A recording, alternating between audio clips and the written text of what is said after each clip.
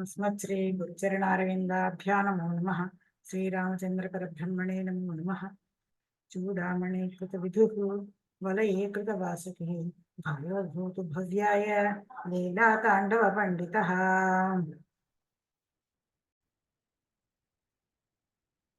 इदानीं मुक्तावल्या उक्तविधानेन पृथिवीनिरूपणं किञ्चित् चर्चा।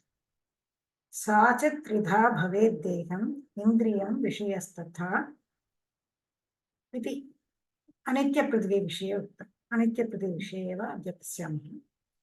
सा च त्रिधा भवेत्, सा च अनित्यपृथिवी च त्रिधा भवेत्, त्रिविधं भवति, त्रिधा भवेत्। कथं? देहम् इन्द्रियं विषयः।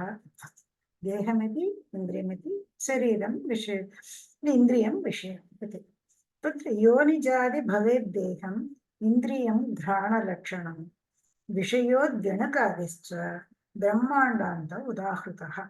देहं योनिजादि भवेत्। योनिज आदिशब्देन योनिजम् अयोनिजं द्वयमपि स्वीकर्तुं शक्यते। इन्द्रियं घ्राणलक्षणम्, इन्द्रियं किं? घ्राणलक्षणं, घ्राणरूपेण इन्द्रियं। विषयः, तत्र विषयः किं भवति? द्व्यणुकादिश्च ब्रह्माण्डान्त उदाहृतः। द्व्यणुकादितः ब्रह्माण्डपर्यन्तं सर्वमपि विषयः एव भवति इति कारिकायाम् उक्तमस्ति।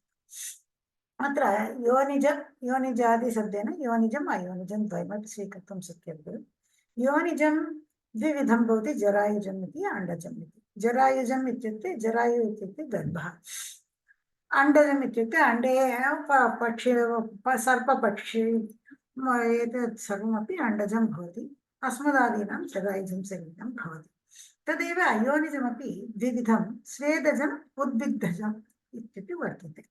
अस्मिन् कृते एकः श्लोकः अस्ति। स्वेदजा कृमिदंशाढ्याः पक्षिसर्पादयोण्डजाः उद्भिदस्तरुगुल्माद्याः उद्भिज्ज उद्भिदम्, उद्भिज्जम् उद्भिदम् इति। स्वेदजाः, स्वेदेन जायन्ते कृमिदंशाद्याः, स्वेदजाः भवन्ति। पक्षिसर्पादयः अण्डजाः भवन्ति, अण्डेन जायन्ते। उद्भिदः तरुगुल्माद्याः, तरुगुल्म आद्याः। तरुवृत्तं, तरु इत्युक्ते वृक्षं, वृक्षं लता गुल्माद्याः, एतत् सर्वेपि उद्भिदम्। उद्भिदम् इत्युक्ते पृथिवीम् उद्भिद्य संरोहति इति उद्भिदः। तत् त्रिविधलिङ्गेष्वपि वर्तते। उद्भिद् इत्यपि वक्तुं शक्यते, उद्भिज्जम् इत्यपि वक्तुं शक्यते, उद्भिजम् इत्यपि वक्तुं शक्यते। भूमिम् उद्भिद्य जायते इति उद्भिज्जम्। नारिकिणां स्वर्गवासिनामपि अयोनिजं देहमेव, अयोनिजमेव वर्तते। न च मानुषादिशरीराणां पार्थिवत्वे किं प्रमाणम् इति प्रश्नः। मानुषादिशरीरं पार्थिवत्वम् इति वक्तुं शक्यते वा इत्युक्ते, गन्धाधिमत्वस्यैव प्रमाणत्वात् मानुषादिशरीरं पार्थिवत्ववत् समवायेन गन्धवत्वात् इति। न च क्लेदोष्मादेः उपलम्भात् आप्यत्वादिकमपि स्यादिति वाच्यम्। शरीरे तु क्लेद ऊष्म, क्लेद स्वेदः, स्वेदः ऊष्मादेः उपलम्बात् तत्र देहे सत्वात् आप्यत्वादिकमपि, जलत्वादिकम्, अपः इत्युक्ते जलं खलु, जलादिकमपि स्यादिति वाच्यं खलु तत्र शरीरे। केवलं पृथिवीत्वम् इति कथं वक्तुं शक्यते इत्युक्ते, तथा सति जलत्वपृथिवीत्वादिना साङ्कर्यात् एवं वक्तुं शक्नुमः चेत् शरीर जलत्वं पृथिवीत्वं द्वयमपि तत्र सङ्करदोषः भवति, साङ्कर्यदोषः भवति, जातिः वर्णयितुं न शक्यते इति।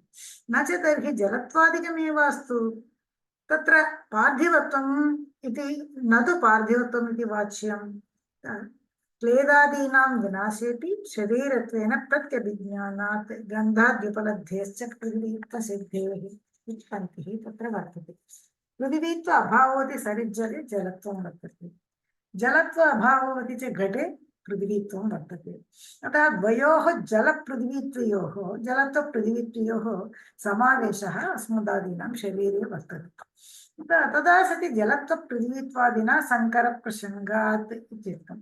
अतः साङ्कर्यदोषात् तेषु जातिः वर्णयितुं न शक्यते खलु इति सन्देहः। तदा किम् उच्यते क्लेदादीनां विनाशेऽपि शरीरत्वेन प्रत्यभिज्ञानात् गन्धादि उपलब्धेश्च पृथ्वीत्वसिद्धेः पङ्क्तिः। क्लेदादीनां विनाशेऽपि, यदि श्वेदः नास्ति, क्लेदादीनां विनाशेऽपि शरीरत्वेन प्रत्यभिज्ञानात्, यदि शरीरं मूर्छावस्था में वर्तते अथवा मृतशरीरमपि अस्ति, तत्र वेदादीनां विनाशः जातः, तदापि इदं शरीरम् इति प्रत्यभिज्ञातु तत्र वर्तते। तत्रापि गन्धादि उपलब्धिः अस्ति, गन्ध उपलब्धिः तत्र वर्तते इति कारणात् पृथ्वीत्वसिद्धिः तत्र भवति। यद्यपि क्लेदस्य, औष्णस्य, प्राणस्य, अवकाशस्य च क्वचित् यदा योगं नासे जाते, मृतशरीरे क्लेदं न भवति, उष्णं न भवति, प्राणं न भवति, अवकाशं न भवति इति क्वचित् क्वचित् यदा योगं नासे जातेपि मानुषशरीरादेः शरीरत्वेन इदं शरीरम् इति प्रत्यभिज्ञा भवति। तेन तस्मात् चक्षुसंयोग संस्कार उभयजन्यज्ञानस्यैव प्रत्यभिज्ञात्मक प्रत्यक्ष प्रमाण, प्रत्यभिज्ञान प्रत्यक्ष प्रमाणमपि वर्तते तत्र। यतः चक्षुस्संयोगमपि संस्कारमपि द्वयम् उभयमपि उभयजन्यज्ञानं भवति प्रत्यभिज्ञा, तत्र प्रत्यक्ष प्रमाणं सिद्ध्यति। अतः मानुषादीनां शरीरं पार्थिवमेव इति व्याख्यानं करोति ग्रन्थकारः। तेन पार्थिवादिशरीरे जलादीनां निमित्तत्वमात्रं बोध्यम् इत्युक्ते पाञ्चभौतिकं खलु देहं, यद्यपि पृथ्वीत्वं शरीरम् इत्युक्तेपि तत्रापि अवकाशः अस्ति, उष्णः अस्ति, प्राणः अस्ति, वायुः अस्ति, जलम् अस्ति, अवकाश सर्वमपि आकाशः अस्ति, सर्वमपि अस्मत् शरीरेपि वर्तते एव। किन्तु पार्थिवशरीरे जलादीनां निमित्तकारणता एव, निमित्तत्वमात्रमेव तत्र स्वीकरणीयम् इति। पार्थिवशरीरेपि जलतेजो वायुवाकाशानां स्वल्प अंशतया स्वल्प अंशं तत्र वर्तते, अतः निमित्तकारणता मात्रमेव तत्र ग्राह्यम् इति। शरीरत्वं तु न जातिः पृथ्वीत्वादिना साङ्कर्यात् किन्तु चेष्टाश्रयत्वम् इति उक्तं। शरीरत्वं जातिः न भवति। कथम् इत्युक्ते पृथ्वीत्वादिना साङ्कर्यात् सङ्करदोषः तत्र वर्तते इति कारणात् तत्र जातिः न भवति। पृथ्वीत्व अभाववति जले जलत्वम् एतत्तु अस्माभिः दृष्टमेव। शरीरत्वं न जातिः, शरीरत्वं न जातिः पृथ्वीत्वादिना साङ्कर्यात्, साङ्कर्यं जातिबाधकं भवति। तदैव पृथ्वीत्वमपि न जातिः शरीरत्वेन साङ्कर्यात्, शरीरत्वं न जातिः पृथ्वीत्वादिना साङ्कर्यात्, पृथ्वीत्वमपि न जातिः शरीरत्वेन साङ्कर्यात् इति। शरीरत्वं विहाय पृथ्वीत्वं घटपटादौ वर्तते, पृथ्वीत्वं विहाय शरीरत्वं जलतेजो वायुशरीरेषु वर्तते। तदा सति गन्धसमानाधिकरणावच्छेदकतया पृथिवीत्वं सिद्ध्यति। यद्यपि पृथिव्यां जातिबाधकतया तत्र जातिः नास्ति इति उच्यते, तदापि गन्धसमानाधिकरण अवच्छेदकतया पृथिवीत्वं तु सिद्ध्यत्येव। अतः तत्र जातिः वर्तते एव। यतः कथं जातिः भवेत्, साङ्कर्यदोषः खलु इत्युक्ते साङ्कर्यदोषात् प्रबला भवति समवायिकारणता, समवायिकारणता गन्धवत्वं तत्र वर्तते इति कारणात् तत्र साङ्कर्यदोषः नास्ति, साङ्कर्यदोषात् बलवत्तरा भवति समवायिकारणता, अतः पृथ्वीत्वं जातिः सिद्ध्यति इति। वृक्षादीनामपि चेष्टासत्त्वान्न अव्याप्तिः, तत्र वृक्षादीनां चेष्टावत्वं नास्ति इति वक्तुं शक्यते वा चेत् न। वृक्षादीनामपि चेष्टासत्त्वात्, चेष्टात्वं नाम किम् अस्ति, हिताहितप्राप्तिपरिहार अनुकूलक्रिया, हितस्य प्राप्त्यर्थम् अहितस्य परिहारार्थम् अनुकूलक्रिया किं भवति, स एव चेष्टात्वं। चेष्टात्वं वृक्षादिषु नास्ति, न च वृक्षादेः इत्युक्ते नास्ति। वृक्षाणां कुसुमानि यदा वयं पश्यामः, यस्मिन् दिशि सूर्यः वर्तते तस्मिन् दिशि अवनतं भवति, अतः तेषु अपि चेष्टात्वं वर्तते एव इति स्वीकरणीयं भवति। न च वृक्षादेः शरीरते किं मानमिति वाच्यम्,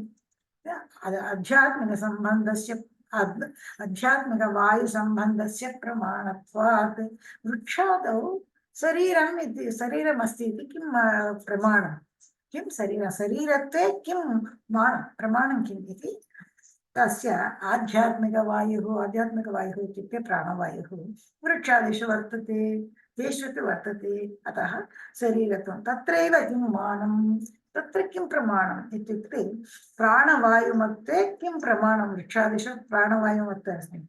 श्मशाने जायते वृक्षः कङ्कगृध्रोपसेवितः इति व्यासोक्तिः। फलभोगार्थमेव तत्र श्मशाने वृक्षाः जायन्ते इति उक्तम्। भग्नक्षतसंरोहणादिना तदुन्नयनात् इति। यदि वृक्षः भग्नं भवति, या यदि वृक्षः क्षतः भवति अवच्छेदेनापि, यदि छेदित्वा छेदनानन्तरम् अपि वृक्षः पुनः संरोहति, पुनः पुनः शाखान्तरस्य संरोहणादिना प्राणादिमत्वस्य अनुमितत्वात्। प्राणम् अस्ति इति खलु तत्र संरोहणं सम्भवति, अन्यथा कथं सम्भवति? तेन वृक्षस्य शरीरत्वं ज्ञाप्यते इत्युक्तम्। न च यत्र शरीरे चेष्टा न जाता तत्र अव्याप्तिः इति वाच्यं। यत्र शरीरे चेष्टा एव नास्ति तत्र अस्मिन् लक्षणम्, अस्य लक्षणम् अव्याप्तिः खलु। तादृशे प्रमाणाभावात्, तादृशे प्रमाणं किञ्चिदपि नास्ति। शरीरे हस्तपादाङ्गुल्यादौ प्रत्येके अवयवे शरीरव्यवहारः भवत्येव। तत्र चेष्टायाः सत्त्वात् शरीरे हस्तं पादम् अङ्गुलीषु प्रत्येके अवयवे प्रति अवयवे तु शरीरव्यवहारः भवत्येव। शरीरमित्येव उच्यते खलु, भवत्येव। तत्र चेष्टायाः सत्त्वात्, तत्र चेष्टा वर्तते, लक्षणम् एवम् उक्तम्। अथवा चेष्टावत् अन्त्यावयविवृत्ति गद्यत्वव्याप्य जातिमत्वम् इति वक्तुं शक्यते। अन्यथा अन्त्यावयवि मात्रवृत्ति चेष्टावद्वृत्ति जातिमत्वम् इति इत्यपि वक्तुं शक्यते। अन्त्यावयवित्वम्, अन्त्यावयवित्वं नाम समवायेन द्रव्यवत् भिन्नत्वं, द्रव्य अनारम्भक द्रव्यत्वम्। अन्त्यावयव मात्रवृत्तिः इत्युक्ते द्रव्य समवायवृत्तिः भवति। तत्र हस्तादीनां मध्यमावयत्वमेव वर्तते, न तु अन्त्यावयवित्वम्। अन्त्यावयवित्वे सति चेष्टाश्रयत्वम् इति वदामः वा इत्युक्ते हस्तः अपि स्व अवयवं प्रति अवयवी भवत्येव खलु। अतः हस्तादौ अतिव्याप्तिवारणाय अन्त्यावयवित्वे सति इति दलं तत्र निवेश्यते। घटे विद्यमानम् अवयवत्वयोः असमानाधिकरणं वर्तते। कपाले विद्यमानम् अवयवित्वयोः समानाधिकरणं वर्तते। कपालिका निरूपित अवयवित्वं तत्र वर्तते, घटनिरूपित अवयवत्वं तत्र वर्तते। अतः कपालः न अन्त्यावयवो भवति, घटस्तु अन्त्यावयवो भवत्येव। पृथिवीत्वस्य तु घटात्मकद्रव्यस्य समवायकारणं यत् कपालं तत्र वृत्तित्वात् अन्त्यावयव वृत्ति व्यतिरेकवृत्तित्वात् परिहारः। तत्र मानुषत्वचैत्रत्वादिजातिमादाय लक्षणसमन्वयः। मानुषत्वपदेन किम् उच्यते? मानुषत्व पशुत्व व्यापकजातेः सर्वं ग्रहीतुं शक्यते। चैत्रत्वपदेन तु व्याप्यजातेः तत्र दर्शितः। न च नृसिंहशरीरे कथं लक्षणसमन्वयः? तत्र नृसिंहस्य एकव्यक्तिवृत्तितया जातित्वाभावात् जलीयतेजसशरीरवृत्तित्वात् देवत्वस्यापि जातित्वाभावात् इति वाच्यम्। नृसिंहशरीरः अस्ति, भगवतः नृसिंहशरीरः अस्ति, तत्र लक्षणं कथं समन्वयः भवति? नृसिंहस्य एकव्यक्तित्वं वर्तते, एकव्यक्तित्वे तु जातिः न सम्भवति, जातित्वाभावमस्ति। जलीय तेजसशरीरवृत्तितया देवत्वस्यापि, देवलोके तेषां जलीयशरीरं तेजसशरीरं वर्तते, देवत्वस्यापि। अतः जातित्वाभावात् इति वाच्यते। तत्र जातिः न भवति इति वर्णनं। तदा कल्पभेदेन नृसिंहशरीरस्य नानात्वेन नृसिंहत्वजात्या लक्षणसमन्वयात् कल्पभेदेन कल्पेषु तदा तदा नृसिंहशरीराणि भवन्ति इति कारणात् तदा नानात्वं भवति। अतः जातिः वर्णयितुं शक्यते इति। घटत्वम् आदाय घटे अतिव्याप्तिवर्णाय चेष्टावत् इति पदम्। हस्तपादादौ अतिव्याप्तिवारणाय अन्त्यावयवित्वम् इति पदम् आवश्यकं। चेष्टावत्वं समवायेनैव बोध्यं भवति, अन्यथा कालिकसम्बन्धेन तत्र अतिव्याप्तिः स्यात्। शरीर घट उभयत्वम् आदाय घटे अतिव्याप्तिवारणादाय जातिपदं तत्र आवश्यकम् अस्ति। इदानीं पार्थिव इन्द्रियं शरीरम् अनन्तरम् इन्द्रियं घ्राणेन्द्रियं पार्थिवम् इत्यर्थः। घ्राणेन्द्रियं पार्थिवं रूपादिषु मध्ये गन्धस्यैव अभिव्यञ्जकत्वात् कुङ्कुमगन्ध अभिव्यञ्जकगोघृतवत् इति। घ्राणेन्द्रियं पक्ष्ये भवति, पार्थिवत्वं साध्यं भवति, रूपादि अव्यञ्जकत्वविशिष्ट गन्धव्यञ्जकत्वात् इति कारणं भवति। घ्राणेन्द्रियं पार्थिवं रूपाद्यव्यञ्जकत्वे सति गन्धव्यञ्जकत्वात् कुङ्कुमगन्धाभिव्यञ्जनगोघृतवत् इति दृष्टान्तम् अस्ति। यत्र यत्र रूपाद्यव्यञ्जकत्वं वर्तते, विशिष्टगन्धव्यञ्जकत्वं वर्तते, तत्र पार्थिवत्वं सिद्ध्यति। दृष्टान्तः यदा कुङ्कुमगन्ध अभिव्यञ्जकगोघृतवत् इति। न च दृष्टान्ते स्वीयरूपादिव्यञ्जकत्वात् असिद्धिः इति वाच्यम्। अत्र गोघृतवत् इत्युक्तं यदा कुङ्कुमादौ कुङ्कुमपुष्पेषु गोघृतं यदा मिलित्वा तत्र कुङ्कुमस्य गन्धः प्रचलति, किन्तु गोघृतस्यापि तस्य गन्धः वर्तते खलु, स्वीयरूपादिव्यञ्जकत्वं तत्र वर्तते खलु, अतः असिद्धिः। गोघृतरूपं स्वीयव्यञ्जकत्वं, परकीयरूपादि अव्यञ्जकत्वस्य तदर्थत्वात् इति तत् केसरगन्धज्ञानजनके गोघृते स्वीयरूपज्ञानजनकत्वात् असिद्धिः इति। तत्र परामर्शप्रतिबन्धकत्वात् अनुमतिः न जायते।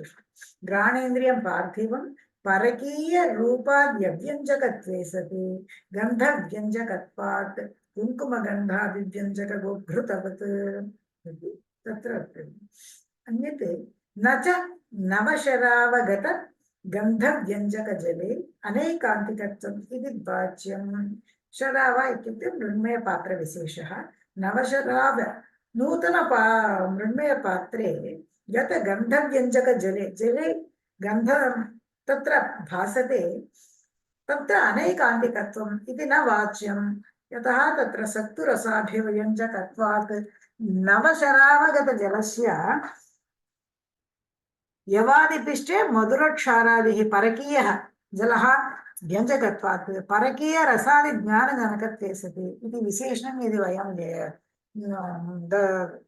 वदामः तदा व्यभिचारः तत्रापि न स्यात्। घ्राणेन्द्रियं पार्थिवं रूपादि अव्यञ्जकत्वे सति गन्धव्यञ्जकत्वात् वायु उपनीत सुरभिभागवत्। घ्राणेन्द्रियं पार्थिवमेव भवति, यतः रूपादि अव्यञ्जकत्वे सति रूपरसस्पर्शानाम् अव्यञ्जकत्वं भवति, गन्धव्यञ्जकत्वात् गन्धमेव अभिव्यञ्जयति, वायु उपनीत सुरभिभागवत्। यदा वायौ उपनीतं भवति खलु सुरभिगन्धं, तद्वत् इति दृष्टान्तेन उक्तं। घ्राणेन्द्रियं पक्षः पार्थिवत्वं तत्र साधनीयं भवति, रूपाद्यव्यञ्जकत्वे सति गन्धाव्यञ्जकत्वम् इति हेतुः तत्र वर्तते। न च घ्राणेन्द्रियसन्निकर्षस्य गन्धमात्र अभिव्यञ्जकत्वात् तत्र व्यभिचारः इति वाच्यम् इति पङ्क्तिः अस्ति। द्रव्यत्वे सति इति विशेषणं देयं। द्रव्यत्वे सति इति विशेषणपदेन तत्र व्यभिचारः न भवति इति। घ्राणेन्द्रियं पार्थिवं द्रव्यत्वे सति रूपाद्यव्यञ्जकत्वे सति गन्धव्यञ्जकत्वात् वायु उपनीत सुरभिभागवत् इति लक्षणं भवति। तदा तृतीयः विषयः। विषयो जणकादिश्च ब्रह्माण्डान्त उदाहृतः इति खलु खारिका। जणकाद आरभ्य ब्रह्माण्डपर्यन्तं सर्वमपि विषयः एव भवति। विषयः इत्युक्ते किम्? उपभोगसाधनः विषयः। भोगः इत्युक्ते सुखदुःख अन्यतर साक्षात्कारः भोगः। अस्मत् कृते पुण्यपापानाम् अनुसारेण जन्म लभते, तेन भोगः अस्माकं सुखं वा दुःखं वा लभते अस्माकं भवति, तत् उपभोगमेव विषयः इति। तद् उपभोगं साक्षात् वा परम्परया वा जनयति। साक्षात् अस्मत्कर्माणां फलितं परम्परया पितॄणामपि कृत पापानामपि फलितम् अस्माकं वर्तते एव न हि बीजप्रयोजनाभ्यां विना कस्यचित् उत्पत्तिरस्ति तेन द्वणुकादिब्रह्माण्डान्तं सर्वमेव विषयः भवति यत्रापि बीजनं विना कार्यं तु उत्पत्तिः न भवति खलु तस्य अदृष्टादिकं वर्तते अतएव सुखः दुःखः भवति स जणुकादिब्रह्माण्डपर्वन्तं सर्वमेव विषयः भवति यद्यत् जायते यद्यत् तस्य उपभोगार्थं जायते चेत् तत्र सर्वमपि विषयः एव उपभोगार्थं भवति सर्वमपि विषयः एव भवति यदा सर्वमपि विषयः एव भवति इत्युक्ते शरीरम् इन्द्रियं विषयः इति प्रकारान्तरेण विषयस्य वक्तुम् आवश्यकता किम् अस्ति इति प्रश्नः वर्तते शरीरेन्द्रियोः विषयत्वेपि प्रकारान्तरेण उपन्यासः शिष्यबुद्धिवैशद्यान्तः इति समाधानम् उक्तं ग्रन्थकारेण धन्यवादाः नमस्काराः